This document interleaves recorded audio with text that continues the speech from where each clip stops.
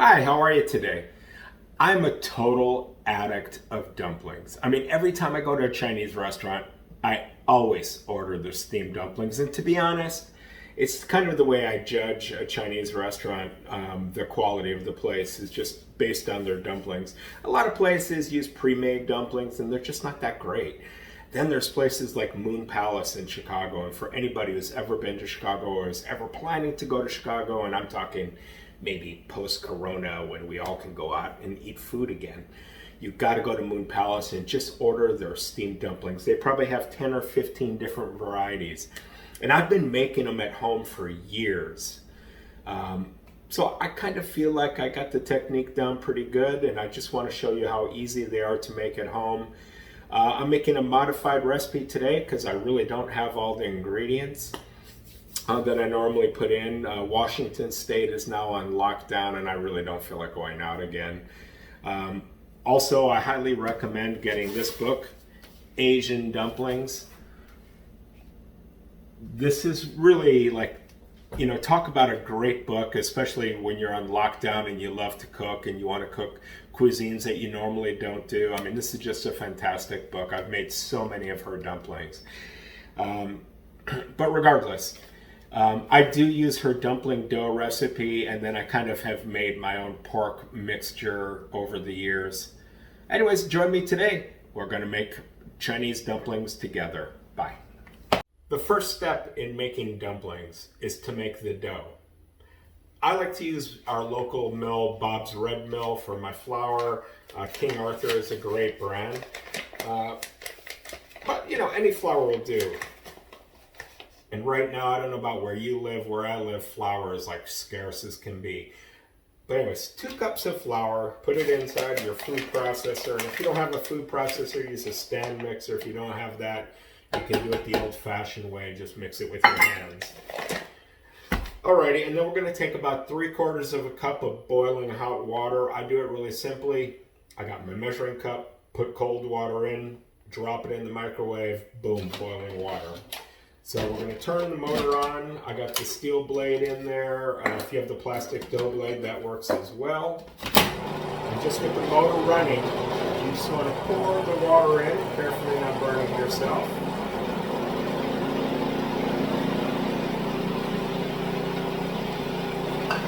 Let it mix around a little bit. Now let's check it out. All right.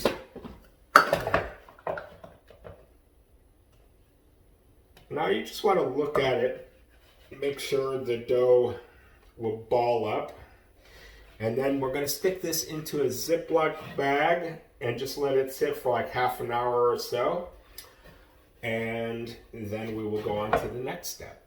All right, I'll see you in a minute. Now the dough is resting, let's make the meat filling. Normally I do 1 pound of pork and about ½ a pound of crab meat, Dungeness crab meat. I don't have any crab today. I forgot to get it when I was at the farmer's market this week. So I got 1 pound of pork. I'm going to crack an egg into there. And then we'll start adding some of the other stuff. So I got about a 1-inch section of ginger root. Just going to peel it off. I'm not doing this today, but a lot of times I save the ginger peel from my stocks. I just have a lot. I've been going through a lot of ginger lately. So that's going into my compost bin. I got 2 garlic cloves. We're just going to mash those. And we're going to mix all of this. We're going to chop everything up fine together and then mix it all together into the pork. So let me just chop this up. I'll add it and then we'll move on. You can do it in a food processor if you like. Just, or by hand, just get it as fine as you think you can. All right, so we're gonna add all that ginger and garlic to the pork and the egg. Now I got 4 scallions or green onions, however you wanna call them. I'm gonna cut the roots off, put those in my compost bin over here. Just trim the top off. And then I'm just going to chop or slice these really thin, and then we'll just add these to the mix as well. Try not to cut my finger off today. Now, normally I would shred like about 2 cups of cabbage to add to my dumpling mix. I don't have any cabbage today, so I was like, do I risk going out to the stores, or should I just wing it and use something else? And you know what? Trying it's a very first for me. I'm using actually some frisee lettuce I got from a farmer. There's a little bit of mâche from another local farmer. All the stuff I had left over. And so we're just going to chop this all up. I'm going to salt it a bit, which is going to help remove some of the moisture. And then we'll add that to the mix, and who knows, maybe I just created the next great thing. Or maybe it'll totally suck. But anyways, what I think the role of the cabbage is to kind of like loosen the pork and not make it so clumpy. And then also it adds a little bit of moisture to it. So let me just get a little salt on there. And what this salt does is it helps the lettuce or the cabbage release some of the water, because you want to get as much moisture. You don't want this to be just mushy. All right, so we're just going to let this sit for a while. You know, and then also bear in mind you're going to use a little bit of less salt when you're tasting your dumpling mixture, because you don't want to have too much salt. All right. So let me just rinse my hands.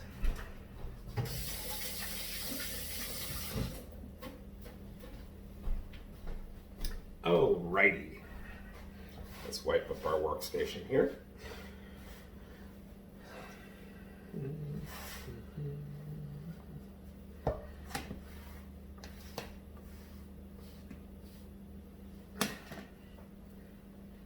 Okay, so next I'm going to add some seasonings.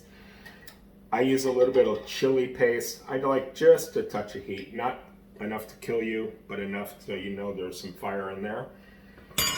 It's probably a 1/4 tablespoon, and this is fried chilies and oil. I'm going to add about 1 tablespoon or so of sesame oil. Drop that right in there. I'm going to add about the same amount of mirin. You could use sake. You don't have to add anything if you don't want to. I'm going to add a little bit of soy sauce. And if you're gluten-free, you can use Bragg's instead. And also then you're going to have to make the dough, the wrap for it a little bit differently as well. But I'm using soy sauce, adding about 1 tablespoon or so. Now, if you're on lockdown and you don't have all these ingredients, maybe you have like a ginger vinaigrette bottled salad sauce, or maybe you got a teriyaki sauce. Use any of that. It's going to be great, I promise. And then lastly, I'm going to add about 1 tablespoon or so of cornstarch to the mix.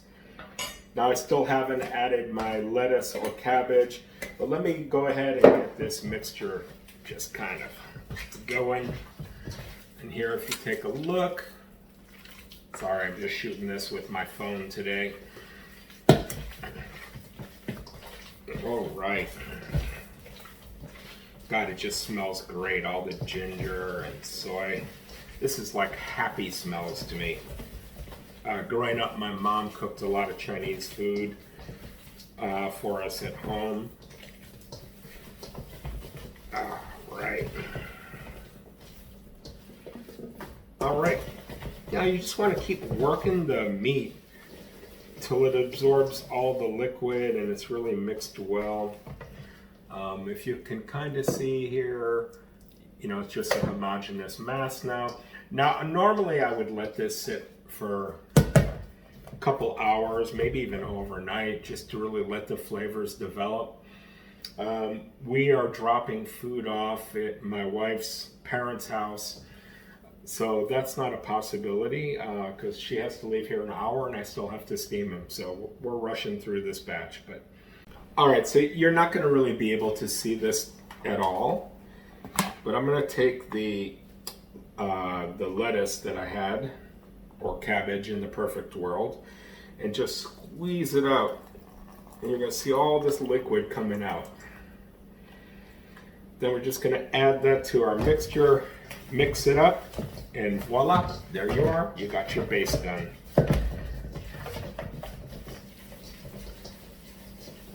All right, looks great. Now let's roll the dough out and make our dumplings. Okay, so we got the filling, we got the dough, I got my steamer getting all set here. Normally I take this the steamer trays and just line them with cabbage. Since I didn't have any cabbage and I don't have any more lettuce, I was thinking like, what the hell do I have? So I went outside and I harvested a little bit of Swiss chard I got, so guess what? We're using that. So we're just gonna line our steamer with this. And trust me, you can get creative if you don't have a steamer. You know, you can take a pot and take a colander and put it over and put a lid on top of that. You know, now's the time to pull out your inner MacGyver and do something really cool. So the dough, with the boiling water and the flour, it makes the dough like super elastic. And you want to keep the excess dough like moist in a bag or humid in a bag while you're rolling out your first set of dumplings.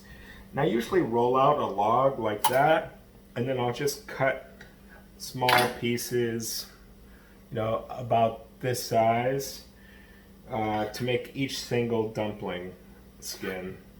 So I'm just going to cut 4 ahead right now, put the extra dough back in here. And then you can roll this with a rolling pin, you can roll it with a bottle of wine, whatever you want. I use a pasta machine. Sure there's some Chinese person like rolling over right now like, Jesus, what a stupid idea. People don't eat methods, people eat results. And so now I've got a piece 2.5 inches by 2.5 inches, and then I just fill them as I go. So take a large amount of meat. I like big fat dumplings. Put it inside there, and then I'm just gonna fold it over. I'm trying to do this down low, which is a little bit hard for me. Anyways, so you guys can see it on the camera. And so I'm just like squishing all the dough together like this. And then I'm just gonna twist the top. You know, you can make really pretty like half moons and all that. I once did a party with a friend of mine who lived in Tibet, and they were making momos, which are Tibetan dumplings. That's how she was doing it. I had to crank out like 1,000. It just seemed the quickest way, and now this is the way I make them at my house. So let's do another one together. So you got your piece of dough. You want to roll it out fairly thin. You see this dough is nice and elastic, and I don't know if you can see how thin it is. Put the dough in your hand, take about a tablespoon of mixture, drop it in there, and then we're just gonna squish the sides together like that, gather it all up in the center, and just kind of pinch it, pinch it, pinch it. If you have too much extra dough like this one right here, just keep twisting until like the top part comes off, and boom, you got cool dumplings. All right, let me just keep rolling these out, and then we'll go on to the next step. Another thing, you might have this problem when you're rolling it out. You might end up with this like tongue. All I do is just fold it over like that, squish it, and then roll it again. And again, till you get the beautiful shape you need. You know, and if your dough gets too sticky, add a little flour. If it's too dry, put it back in the bag and let it get humid again.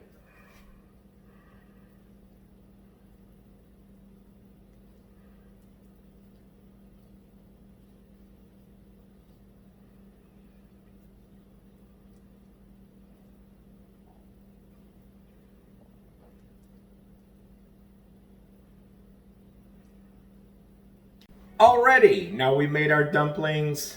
Now let's make our sauce. So I just take another like 1-inch section of fresh ginger and just julienne it. If you can see, is like fine as you can.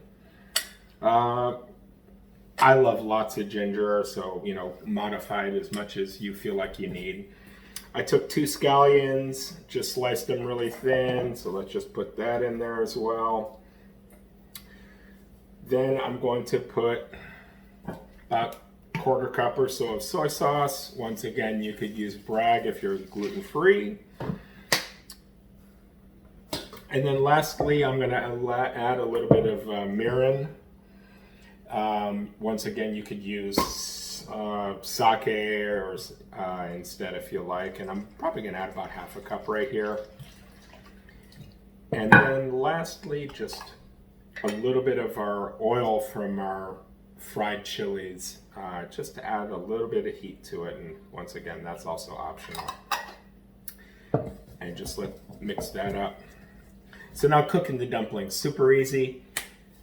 Put your steamer on, boil your water, put the dumplings on top. I cook them about 8 minutes, and they're all set. And there you go. That's Chinese dumplings. Hope you enjoyed this. I'll see you soon. Bye-bye.